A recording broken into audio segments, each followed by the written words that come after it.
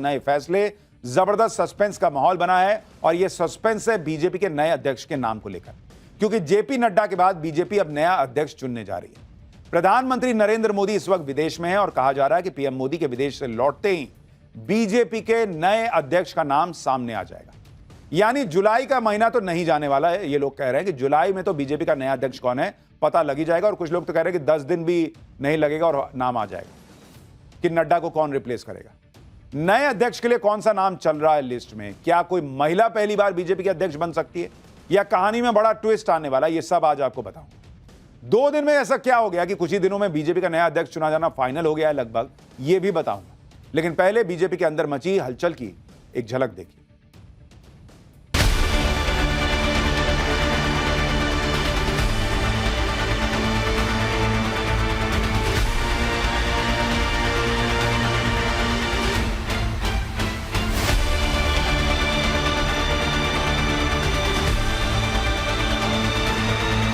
जो पार्टी ये कहती हो कि दुनिया की सबसे बड़ी पार्टी है, अध्यक्ष महोदय वो अपना राष्ट्रीय अध्यक्ष नहीं चुन पाए अभी तक।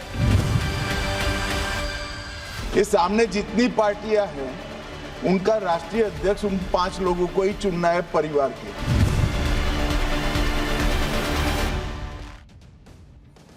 भाई सबसे पहले ये देखिए कि ऐसा क्यों माना जा रहा है कि अगले कुछ दिनों में बीजेपी को नया राष्ट्रीय अध्यक्ष मिलने जा रहा है। इसका पहला इशारा आज से दिल्ली में शुरू हुई आरएसएस की बैठक से मिल रहा है। ये तस्वीर है उसी बैठक की है।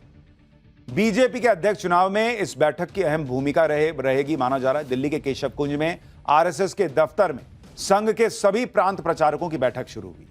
6 जुलाई तक चलने वाली इस बैठक में संघ और उसके सहयोगी संगठनों से जुड़े 200 से ज्यादा लोग शामिल होंगे। बीजेपी की तरफ से संगठन महासचिव बीएल संतोष के भी बैठक में शामिल होने की बात कही जा रही है। सूत्रों के मुताबिक इस बैठक में बीजेपी के नए अध्यक्ष के चुनाव की रूपरेखा बनेगी और चुनाव की तारीख भी तय हो सकती है। तो यह तो पहला इशारा है। दूसरा इशारा यह कि आरएसएस की बैठक खत्म होने के कुछ दिनों बाद ही यानी 8 या 9 जुलाई को पीएम मोदी अपने सबसे लंबे विदेश दौरे से वापस लौट रहे हैं। ऐसा माना जा रहा है कि पीएम मोदी के विदेश से लौटने के तुरंत बाद यानी 10 जुलाई से 19 जुलाई के बीच ही बीजेपी का नया अध्यक्ष फाइनल कर लिया जाएगा। यानी 21 जुलाई को संसद का मॉनसून सत्र शुरू होने से पहले बीजेपी को नया अध्यक्ष मिलना करीब करीब तय माना जा रहा है। पीएम मोदी के लौटने से पहले ही बीजेपी राष्ट्रीय अध्यक्ष के चुनाव के लिए गियर शिफ्ट कर चुकी। पिछले कुछ दिनों में बीजेपी के 9 राज्यों में अध्यक्ष चुन लिए गए और उसके साथ ही बीजेपी के राष्ट्रीय अध्यक्ष के चुनाव के लिए एक जरूरी कोरम को पूरा कर लिया गया। अब ऐसा क्यों हुआ? बीजेपी अध्यक्ष चुनने की प्रक्रिया के बारे में आपको बताता हूं। यह एक लंबी प्रोसेस होती है जिसमें बीजेपी हाईकमान के साथ राष्ट्रीय और प्रदेश के संगठन के नेताओं से बात की जाती है। इस पद के लिए संघ की सलाह पर भी विचार किया जाता है। बीजेपी के संविधान के मुताबिक कम से कम 50% यानी आधे राज्यों में संगठन चुनाव के बाद ही राष्ट्रीय अध्यक्ष का चुनाव किया जा सकता है। इस लिहाज से देश के 19 राज्यों में संगठन के चुनाव के बाद ही बीजेपी के राष्ट्रीय अध्यक्ष का चुनाव हो सकता था, और अब तो 37 में से 22 राज्यों में बीजेपी के संगठन चुनाव पूरे हो चुके हैं। भारतीय जनता पार्टी के संविधान की धारा 19 में अध्यक्ष के चुनाव के लिए नियम भी बनाए गए हैं। इसके मुताबिक राष्ट्रीय परिषद और प्रदेश परिषदों के सदस्य मिलकर राष्ट्रीय अध्यक्ष का नाम तय करते हैं। अध्यक्ष पद का चुनाव पार्टी के राष्ट्रीय कार्यकारिणी में बनाए गए नियमों के मुताबिक होगा। अध्यक्ष बनने के लिए जरूरी है कि चुनाव के लिए नॉमिनेशन करने वाला व्यक्ति कम से कम 15 साल तक पार्टी का प्राथमिक सदस्य रहा हो। इसके अलावा प्रदेश या राष्ट्रीय कार्यकारिणी के कम से कम 20 सदस्य अध्यक्ष के चुनाव के लिए किसी व्यक्ति के नाम का प्रस्ताव पेश कर सकते हैं। इस प्रस्ताव पर कम से कम 5 प्रदेशों के प्रदेश कार्यकारिणी के सदस्यों की सहमति होनी जरूरी होती है। इन्हीं सब औपचारिकताओं को पूरा करने की वजह से बीजेपी के नए अध्यक्ष के चुनाव में देरी हो रही थी, जिस पर विपक्षी पार्टियों ने बीजेपी को निशाने पर बार बार लेने की कोशिश भी की। अप्रैल की शुरुआत में संसद में वक्फ बिल पर चर्चा के दौरान सपा अध्यक्ष अखिलेश यादव ने भी अध्यक्ष के चुनाव में हो रही देरी के लिए बीजेपी को घेरने की कोशिश की थी। हालांकि अमित शाह ने ऐसा जवाब दिया कि फिर अखिलेश यादव चुप ही हो गए। बीजेपी अध्यक्ष के चुनाव पर जो सवाल उठ रहे थे और अमित शाह ने क्या जवाब दिया था, एक बार आपको दिखाता हूं, उसके बाद बताता हूं कि भाई वो नाम कौन से हैं जिनकी चर्चा चल रही है कि अगला बीजेपी अध्यक्ष तो यही होगा। जो पार्टी ये कहती हो कि दुनिया की सबसे बड़ी पार्टी है, अध्यक्ष महोदय वो अपना राष्ट्रीय अध्यक्ष नहीं चुन पाए अभी तक। अध्यक्ष अध्यक्ष महोदय, भारतीय जनता पार्टी क्या है? अखिलेश जी ने बहुत हंसते हंसते कहा है, इसको हंसते हंसते जवाब देना। ये सामने जितनी पार्टियां हैं उनका राष्ट्रीय अध्यक्ष उन 5 लोगों को ही चुनना है परिवार के। हमें माननीय अध्यक्ष जी करोड़ों सदस्यों में से 12-13 करोड़ सदस्य प्रक्रिया कर कर चुनना है तो देर लगती है, आपके यहाँ जरा भी देर नहीं लगेगी। मैं कह देता हूं अभी 25 साल तक आप अध्यक्ष हो जाओ, नहीं बदल सकता।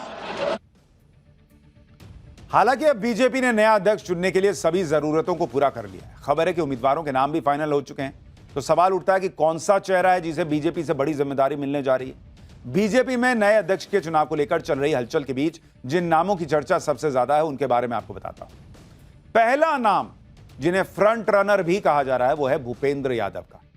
ये दूसरी बार केंद्रीय मंत्री बने हैं। इनके पास फिलहाल पर्यावरण मंत्रालय की जिम्मेदारी है। बीजेपी के राष्ट्रीय सचिव रह चुके हैं। भूपेंद्र यादव को बीजेपी में स्ट्रैटेजी वॉर रूम का एक्सपर्ट माना जाता है।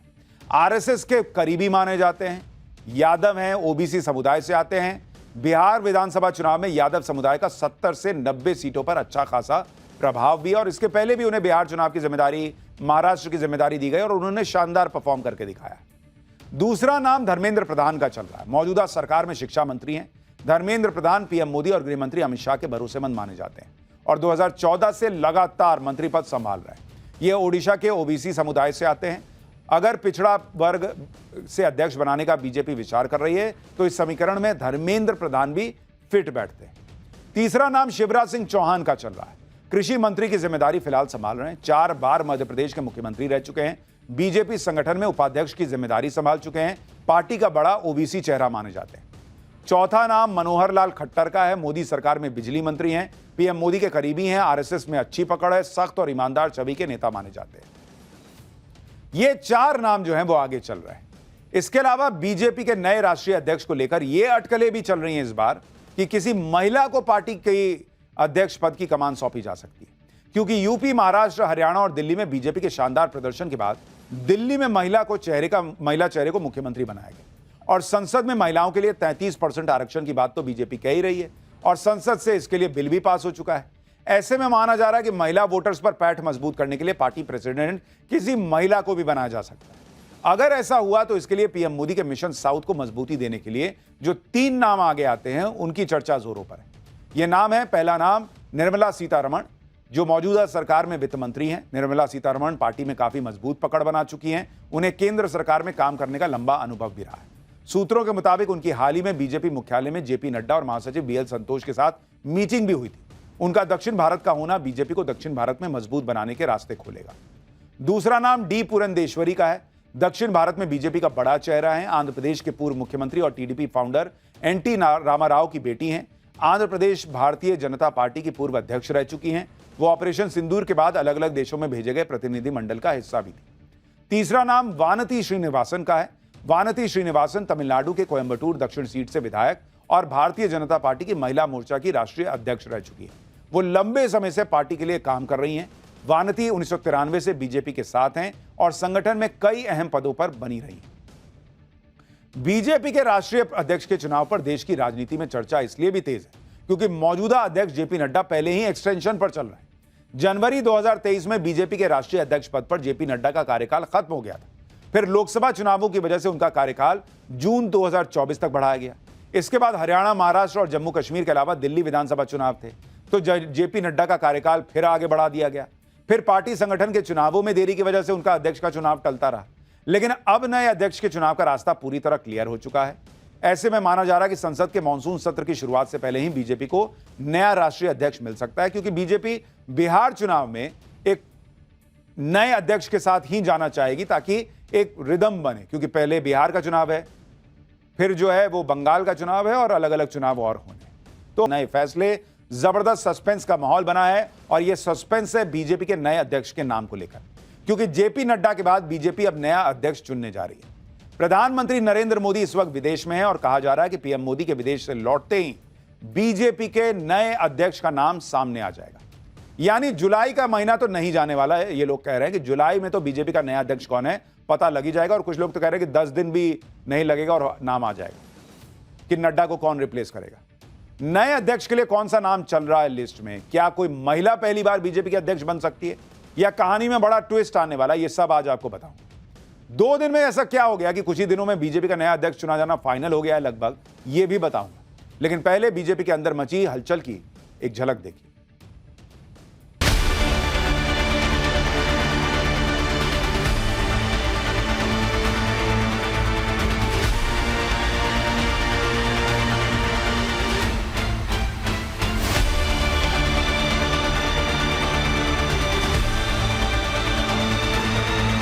जो पार्टी ये कहती हो कि दुनिया की सबसे बड़ी पार्टी है, अध्यक्ष महोदय वो अपना राष्ट्रीय अध्यक्ष नहीं चुन पाए अभी तक।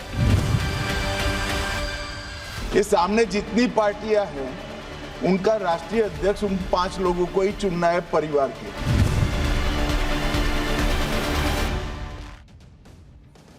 भाई सबसे पहले यह देखिए कि ऐसा क्यों माना जा रहा है कि अगले कुछ दिनों में बीजेपी को नया राष्ट्रीय अध्यक्ष मिलने जा रहा है। इसका पहला इशारा आज से दिल्ली में शुरू हुई आरएसएस की बैठक से मिल रहा है। यह तस्वीर है उसी बैठक की है। बीजेपी के अध्यक्ष चुनाव में इस बैठक की अहम भूमिका रहेगी माना जा रहा है। दिल्ली के केशव कुंज में आरएसएस के दफ्तर में संघ के सभी प्रांत प्रचारकों की बैठक शुरू हुई। 6 जुलाई तक चलने वाली इस बैठक में संघ और उसके सहयोगी संगठनों से जुड़े 200 से ज्यादा लोग शामिल होंगे। बीजेपी की तरफ से संगठन महासचिव बीएल संतोष के भी बैठक में शामिल होने की बात कही जा रही है। सूत्रों के मुताबिक इस बैठक में बीजेपी के नए अध्यक्ष के चुनाव की रूपरेखा बनेगी और चुनाव की तारीख भी तय हो सकती है। तो यह तो पहला इशारा है। दूसरा इशारा यह कि आरएसएस की बैठक खत्म होने के कुछ दिनों बाद ही यानी 8 या 9 जुलाई को पीएम मोदी अपने सबसे लंबे विदेश दौरे से वापस लौट रहे हैं। ऐसा माना जा रहा है कि पीएम मोदी के विदेश से लौटने के तुरंत बाद यानी 10 जुलाई से 19 जुलाई के बीच ही बीजेपी का नया अध्यक्ष फाइनल कर लिया जाएगा।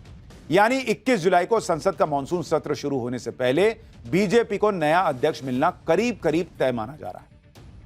पीएम मोदी के लौटने से पहले ही बीजेपी राष्ट्रीय अध्यक्ष के चुनाव के लिए गियर शिफ्ट कर चुकी है। पिछले कुछ दिनों में बीजेपी के 9 राज्यों में अध्यक्ष चुन लिए गए और उसके साथ ही बीजेपी के राष्ट्रीय अध्यक्ष के चुनाव के लिए एक जरूरी कोरम को पूरा कर लिया गया।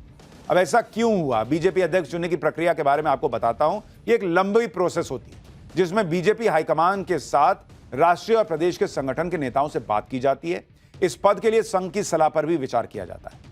बीजेपी के संविधान के मुताबिक कम से कम 50% यानी आधे राज्यों में संगठन चुनाव के बाद ही राष्ट्रीय अध्यक्ष का चुनाव किया जा सकता है। इस लिहाज से देश के 19 राज्यों में संगठन के चुनाव के बाद ही बीजेपी के राष्ट्रीय अध्यक्ष का चुनाव हो सकता था और अब तो 37 में से 22 राज्यों में बीजेपी के संगठन चुनाव पूरे हो चुके हैं। भारतीय जनता पार्टी के संविधान की धारा 19 में अध्यक्ष के चुनाव के लिए नियम भी बनाए गए हैं। इसके मुताबिक राष्ट्रीय परिषद और प्रदेश परिषदों के सदस्य मिलकर राष्ट्रीय अध्यक्ष का नाम तय करते हैं। अध्यक्ष पद का चुनाव पार्टी के राष्ट्रीय कार्यकारिणी में बनाए गए नियमों के मुताबिक होगा। अध्यक्ष बनने के लिए जरूरी है कि चुनाव के लिए नॉमिनेशन करने वाला व्यक्ति कम से कम 15 साल तक पार्टी का प्राथमिक सदस्य रहा हो। इसके अलावा प्रदेश या राष्ट्रीय कार्यकारिणी के कम से कम 20 सदस्य अध्यक्ष के चुनाव के लिए किसी व्यक्ति के नाम का प्रस्ताव पेश कर सकते हैं। इस प्रस्ताव पर कम से कम 5 प्रदेशों के प्रदेश कार्यकारिणी के सदस्यों की सहमति होनी जरूरी होती है। इन्हीं सब औपचारिकताओं को पूरा करने की वजह से बीजेपी के नए अध्यक्ष के चुनाव में देरी हो रही थी, जिस पर विपक्षी पार्टियों ने बीजेपी को निशाने पर बार बार लेने की कोशिश भी की। अप्रैल की शुरुआत में संसद में वक्फ बिल पर चर्चा के दौरान सपा अध्यक्ष अखिलेश यादव ने भी अध्यक्ष के चुनाव में हो रही देरी के लिए बीजेपी को घेरने की कोशिश की थी। हालांकि अमित शाह ने ऐसा जवाब दिया कि फिर अखिलेश यादव चुप ही हो गए। बीजेपी अध्यक्ष के चुनाव पर जो सवाल उठ रहे थे और अमित शाह ने क्या जवाब दिया था, एक बार आपको दिखाता हूं, उसके बाद बताता हूं कि भाई वो नाम कौन से हैं जिनकी चर्चा चल रही है कि अगला बीजेपी अध्यक्ष तो यही होगा। जो पार्टी ये कहती हो कि दुनिया की सबसे बड़ी पार्टी है, अध्यक्ष महोदय वो अपना राष्ट्रीय अध्यक्ष नहीं चुन पाए अभी तक।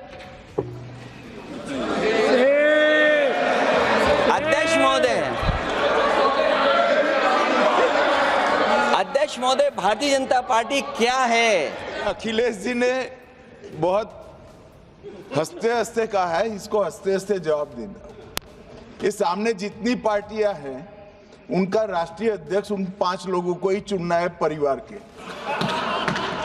हमें माननीय अध्यक्ष जी करोड़ों सदस्यों में से 12-13 करोड़ सदस्य प्रक्रिया कर चुनना है तो देर लगती है। आपके यहां जरा भी देर नहीं लगेगी। मैं कह देता हूं अभी 25 साल तक आप अध्यक्ष हो जाओ, नहीं बदल सकता। हालांकि अब बीजेपी ने नया अध्यक्ष चुनने के लिए सभी जरूरतों को पूरा कर लिया है। खबर है कि उम्मीदवारों के नाम भी फाइनल हो चुके हैं। तो सवाल उठता है कि कौन सा चेहरा है जिसे बीजेपी से बड़ी जिम्मेदारी मिलने जा रही है। बीजेपी में नए अध्यक्ष के चुनाव को लेकर चल रही हलचल के बीच जिन नामों की चर्चा सबसे ज्यादा है उनके बारे में आपको बताता हूं। पहला नाम जिन्हें फ्रंट रनर भी कहा जा रहा है वो है भूपेंद्र यादव का। ये दूसरी बार केंद्रीय मंत्री बने हैं। इनके पास फिलहाल पर्यावरण मंत्रालय की जिम्मेदारी है। बीजेपी के राष्ट्रीय सचिव रह चुके हैं। भूपेंद्र यादव को बीजेपी में स्ट्रैटेजी वॉर रूम का एक्सपर्ट माना जाता है। आरएसएस के करीबी माने जाते हैं। यादव हैं, ओबीसी समुदाय से आते हैं। बिहार विधानसभा चुनाव में यादव समुदाय का 70 से 90 सीटों पर अच्छा खासा प्रभाव भी, और इसके पहले भी उन्हें बिहार चुनाव की जिम्मेदारी, महाराष्ट्र की जिम्मेदारी दी गई और उन्होंने शानदार परफॉर्म करके दिखाया।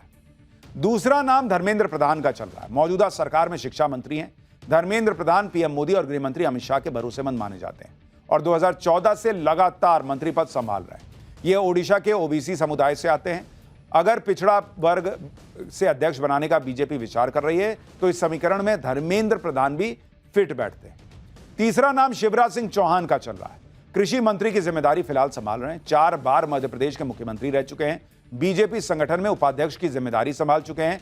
पार्टी का बड़ा ओबीसी चेहरा माने जाते हैं। चौथा नाम मनोहर लाल खट्टर का है। मोदी सरकार में बिजली मंत्री हैं। पीएम मोदी के करीबी हैं। आरएसएस में अच्छी पकड़ है। सख्त और ईमानदार छवि के नेता माने जाते हैं। ये 4 नाम जो हैं वो आगे चल रहे हैं। इसके अलावा बीजेपी के नए राष्ट्रीय अध्यक्ष को लेकर ये अटकलें भी चल रही हैं इस बार कि किसी महिला को पार्टी के अध्यक्ष पद की कमान सौंपी जा सकती है, क्योंकि यूपी, महाराष्ट्र, हरियाणा और दिल्ली में बीजेपी के शानदार प्रदर्शन के बाद दिल्ली में महिला चेहरे को मुख्यमंत्री बनाया गया और संसद में महिलाओं के लिए 33% आरक्षण की बात तो बीजेपी कह ही रही है और संसद से इसके लिए बिल भी पास हो चुका है। ऐसे में माना जा रहा है कि महिला वोटर्स पर पैठ मजबूत करने के लिए पार्टी प्रेसिडेंट किसी महिला को भी बनाया जा सकता है। अगर ऐसा हुआ तो इसके लिए पीएम मोदी के मिशन साउथ को मजबूती देने के लिए जो 3 नाम आगे आते हैं उनकी चर्चा जोरों पर है। यह नाम है, पहला नाम निर्मला सीतारमण, जो मौजूदा सरकार में वित्त मंत्री हैं। निर्मला सीतारमण पार्टी में काफी मजबूत पकड़ बना चुकी हैं। उन्हें केंद्र सरकार में काम करने का लंबा अनुभव भी रहा है। सूत्रों के मुताबिक उनकी हाल ही में बीजेपी मुख्यालय में जेपी नड्डा और महासचिव बीएल संतोष के साथ मीटिंग भी हुई थी। उनका दक्षिण भारत का होना बीजेपी को दक्षिण भारत में मजबूत बनाने के रास्ते खोलेगा। दूसरा नाम डी पुरंदेश्वरी का है। दक्षिण भारत में बीजेपी का बड़ा चेहरा है। आंध्र प्रदेश के पूर्व मुख्यमंत्री और टीडीपी फाउंडर एनटी रामाराव की बेटी हैं। आंध्र प्रदेश भारतीय जनता पार्टी की पूर्व अध्यक्ष रह चुकी हैं। वो ऑपरेशन सिंदूर के बाद अलग अलग देशों में भेजे गए प्रतिनिधि मंडल का हिस्सा भी थी। तीसरा नाम वानती श्रीनिवासन का है। वानती श्रीनिवासन तमिलनाडु के कोयंबटूर दक्षिण सीट से विधायक और भारतीय जनता पार्टी की महिला मोर्चा की राष्ट्रीय अध्यक्ष रह चुकी है। वो लंबे समय से पार्टी के लिए काम कर रही हैं। वानती 1993 से बीजेपी के साथ हैं और संगठन में कई अहम पदों पर बनी रही हैं। बीजेपी के राष्ट्रीय अध्यक्ष के चुनाव पर देश की राजनीति में चर्चा इसलिए भी तेज है क्योंकि मौजूदा अध्यक्ष जेपी नड्डा पहले ही एक्सटेंशन पर चल रहे हैं। जनवरी 2023 में बीजेपी के राष्ट्रीय अध्यक्ष पद पर जेपी नड्डा का कार्यकाल खत्म हो गया था। फिर लोकसभा चुनावों की वजह से उनका कार्यकाल जून 2024 तक बढ़ाया गया। इसके बाद हरियाणा, महाराष्ट्र और जम्मू कश्मीर के अलावा दिल्ली विधानसभा चुनाव थे तो जेपी नड्डा का कार्यकाल फिर आगे बढ़ा दिया गया। फिर पार्टी संगठन के चुनावों में देरी की वजह से उनका अध्यक्ष का चुनाव टलता रहा, लेकिन अब नए अध्यक्ष के चुनाव का रास्ता पूरी तरह क्लियर हो चुका है। ऐसे में माना जा रहा है कि संसद के मॉनसून सत्र की शुरुआत से पहले ही बीजेपी को नया राष्ट्रीय अध्यक्ष मिल सकता है, क्योंकि बीजेपी बिहार चुनाव में एक नए अध्यक्ष के साथ ही जाना चाहेगी ताकि एक रिदम बने, क्योंकि पहले बिहार का चुनाव है, फिर जो है वो बंगाल का चुनाव है और अलग अलग चुनाव और होने।